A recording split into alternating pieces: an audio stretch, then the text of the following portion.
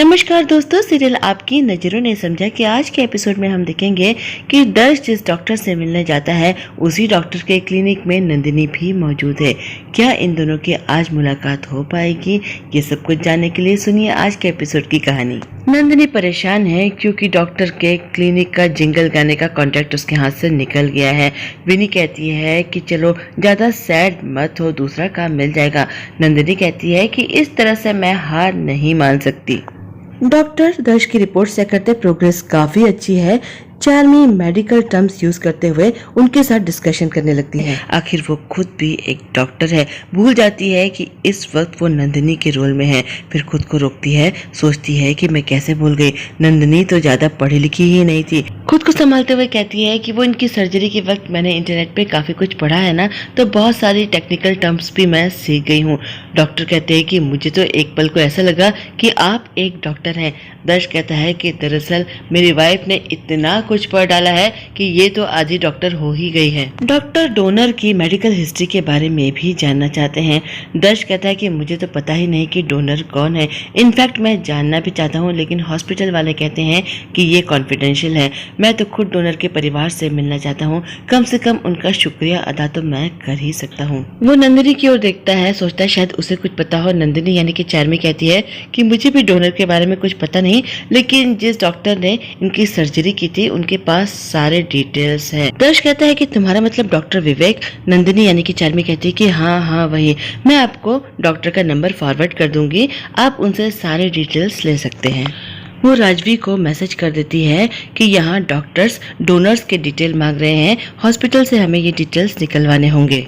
Rajvi message पढ़ती है, विपुल को फोन करती है और कहती है कि हॉस्पिटल से हमें डोनर के डिटेल निकलवाने होंगे। हालांकि ये कॉन्फिडेंशियल है, लेकिन दर्श के आगे के इलाज के लिए जरूरी है। दर्श को अभी हम इस बारे में कुछ नहीं बता सकते, वरना उसे नंदिनी के बारे में पता चल जाएगा। इधर नंदिनी डॉक्टर के क्लिनिक के बाहर रिसेप्शन में ही बैठ गई है और जोर जोर से गाना गाने लगती है। उसके गाने की आवाज डॉक्टर के कमरे तक आने लगती है। दर्श उसकी आवाज सुनकर चौंक जाता है, डॉक्टर भी चौंक जाते हैं। दर्श और नंदिनी से कहते हैं कि आप लोग यहाँ पर बैठिए, मैं अभी आता हूँ। शोभित भी इंटरव्यू देने के लिए पोरबंदर आया है। वो सड़क से गुजर रहा है, तभी उसकी नज़र अपनी गाड़ी पर पड़ती है। वो सोचता है कि ये तो हमारी गाड़ी है। दूसरी तरफ देखता है तो वहाँ पर आई केयर सेंटर है। वो समझ जाता है कि भाई अपनी आंखों का चेकअप कराने के लिए यहाँ आए हैं। सोचता है कि एक बार भाई को देख लेता हूँ। क्लिनिक के अंदर चला जाता है। एक रूम के बाहर से झाँक कर देखता है तो उसको अपने भाई नजर आ जाते हैं। वो बहुत खुश होता है, सोचता है कि भाई से मैं मिलूंगा नहीं, अपनी शक्ल भी नहीं दिखाऊंगा, लेकिन कम से कम यहाँ खड़े खड़े उन्हें देख तो सकता हूँ। तभी एक वार्ड बॉय वहाँ से गुजरता है और शोभित को धक्का लग जाता है। शोभित एकदम से रूम के अंदर पहुँच जाता है। अंदर वो दर्श के साथ चार्मी को देखता है तो देखकर हैरान रह जाता है। सोचता है कि चार्मी यहाँ पर क्या कर रही है। चार्मी भी उसे देखकर घबरा जाती है। मन ही मन सोचती है कि शोभित प्लीज कुछ कहना मत।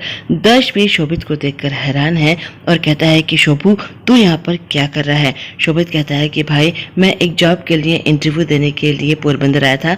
बाहर अपनी गाड़ी खड़ी देखी तो मुझे लगा कि आप यहाँ पर हैं, बस आपको देखने आ गया। मैं जानता हूँ कि आप मेरी सूरत भी नहीं देखना चाहते हैं, लेकिन मैं आपको देखे बिना नहीं रह पाया। शोभित की बात सुनकर दर्श कहता है कि शोभू शायद मैं तुझे माफ भी कर दूं, तेरी सूरत भी देखने को तैयार हो जाऊं, लेकिन इसका तो गुनाहगार है ये नंदिनी, ये तुझे कैसे माफ करेगी? शोभित को खींच के नंदिनी यानी कि चार्मी के आगे खड़ा कर देता है। नंदिनी ये शब्द सुनकर शोभित चौंक जाता है, हैरान रह जाता है। चार्मी की ओर देखता है, सोचता है कि ये सब कुछ क्या है। भाई चार्मी को नंदिनी कहकर क्यों पुकार रहे हैं? चार्मी भी बहुत घबरा गई है, मन ही मन प्रे कर रही है कि कहीं शोभित कुछ कह न दे। दर्श को शोभित के ऊपर काफी गुस्सा आता है। वो शोभित का हाथ पकड़ता है, उसे कमरे से बाहर निकाल देता है, ये कहकर कि तू अपनी शक्ल मुझे कभी मत दिखाना। शोभित कमरे के बाहर आ जाता, पलट पलट कर चार्मी की ओर देख रहा है। उसे कुछ भी समझ में नहीं आ रहा है। बाहर आकर भी वो यही सोच रहा है कि ये सब कुछ है क्या? इधर डॉक्टर नंदिनी के पास पहुंचते हैं और कहते हैं कि आप ही थी ना जो जोर जोर से गाना गा रही थी। नंदिनी घबरा जाती है, सोचती है कि मैं तो इन्हें इम्प्रेस करना चाहती थी, लेकिन लगता है कि ये मुझसे इरिटेट हो गए हैं। डॉक्टर कहते हैं कि आपकी आवाज़ वाकई में बहुत अच्छी है, मैं अपने हॉस्पिटल का जिंगल आपसे ही गवाऊंगा और एडवांस भी दे दूंगा, बस जरा पैपी सा गाइएगा। नंदिनी बहुत खुश हो जाती है, उसको बार बार थैंक यू करती है। विनी कहती है कि डॉक्टर आप और डॉक्टर्स की तरह स्केरी नहीं है। डॉक्टर हंसने लगते हैं और वहां से चले जाते हैं। नंदिनी को उसका पहला सिंगिंग असाइनमेंट मिल गया है, साथ साथ एडवांस पे मिलने जा रहा है। बहुत खुश है वो। डॉक्टर कमरे में वापस आते हैं। दर्श और नंदिनी अभी भी वही हैं। दर्श पूछता है कि ये कौन गा रहा था, किसकी आवाज़ थी ये? डॉक्टर कहते हैं कि हमें अपने क्लिनिक के लिए एक जिंगल बनवाना है, तो ये एक लोकल सिंगर थी, यहाँ के एक म्यूजिक डायरेक्टर के साथ काम करती है। दर्श कहता है कि अच्छा, वो नंदिनी को नहीं पहचान पाया है अभी तक। दर्श और चार्मी क्लिनिक के बाहर आते गाड़ी में बैठते हैं। शोभित को लेकर दर्श अभी भी अपसेट है। उसे लगता है कि नंदिनी न जाने क्या सोच रही होगी। वो नंदिनी से माफी भी मांगता है। नंदिनी यानी कि चार्मी कहती है कि छोड़िए ना, और वैसे भी इस वक्त गुस्सा करना आपके लिए अच्छा नहीं है। नंदिनी और विनी भी क्लिनिक के बाहर आती है। नंदिनी एक ऑटो को रोकती है, तभी एक ब्लाइंड भिखारी उसके पास आता है, पैसे मांगता है। नंदिनी पैसे दे देती है तो भिखारी उसे झगड़ा करता है और कहता है कि अंधा समझकर फटा नोट दे रही थी मुझे। दर्श ये देख लेता है, सुन लेता है और सोचता है कि कैसी औरत है, किसी के हैंडीकैप का मजाक उड़ा रही है। तभी विनी भी दर्श को देख लेती है और उसको हेलो बोलती है। दर्श समझ जाता है कि ये औरत इसकी माँ है। गाड़ी स्टार्ट करके वहाँ से जल्दी से निकल जाता है। रास्ते में वो नंदिनी से कहता है कि ये बहुत ही घटिया औरत है। उसकी बात सुनकर नंदिनी यानी कि चार्मी कहती है कि आप इससे मिल चुके हैं, जानते हैं इसे? वो कहता है नहीं, मिला नहीं हूँ और कभी मिलना भी नहीं चाहता हूँ। नंदिनी ने जानबूझकर फटा हुआ नोट दिया था, क्योंकि वो जानती थी कि ये भिखारी अंधा होने का नाटक कर रहा है। वो उसका चश्मा उतारती है और कहती है कि कल भी मैंने ट्रैफिक लाइट पर तुम्हें पैसे दिए थे ना, और आज तुम अंधे बनकर मेरे सामने आए हो, रोज रोज लोगों को धोखा देते हो, मैं तुम्हारी पुलिस में कंप्लेंट कर दूंगी। वो माफी मांगता है।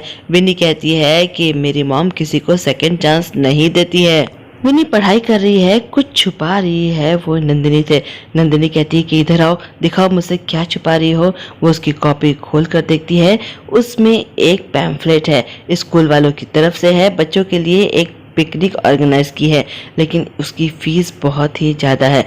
विनी इसीलिए ये छुपा रही थी, क्योंकि वो जानती थी कि उसकी माँ के पास पैसे नहीं है। वो कहती है मुझे पिकनिक में नहीं जाना। अरे मैं इतनी छोटी थोड़ी हूँ कि झूला झूल के खुश हो जाऊँ। अरे मुझे नहीं जाना किसी पिकनिक विकनिक पे। नंदिनी देखती है कि कितनी समझदार हो गई है विनी। विनी को वो बुलाकर प्यार करती है। विनी भी उसके माथे पर किस करती है। दोनों के बीच में एक प्यारा सा बॉन्ड और समझदारी डेवलप होती चली जा रही है। लेकिन नंदिनी समझ जाती है कि विनी ने अपनी इच्छा मन में दबा ली, वो पिकनिक पे जाना चाहती है। वो फ़ोन करती है अपने गुरुजी को और कहती है कि गुरुजी ये असाइनमेंट तो मिल गया, एडवांस भी मुझे मिल गया है, 2-4 और काम भी दिला दीजिए ना, मुझे पैसों की सख्त ज़रूरत है।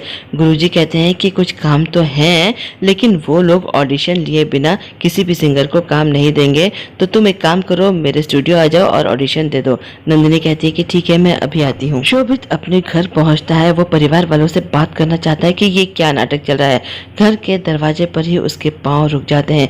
उसे याद आता है कि इस घर से उसे निकाल दिया गया है।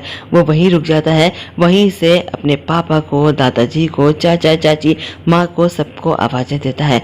पापा आके खड़े हो जाते हैं, पूरा परिवार आ जाता है। शोभित कहता है कि ये सब कुछ क्या है?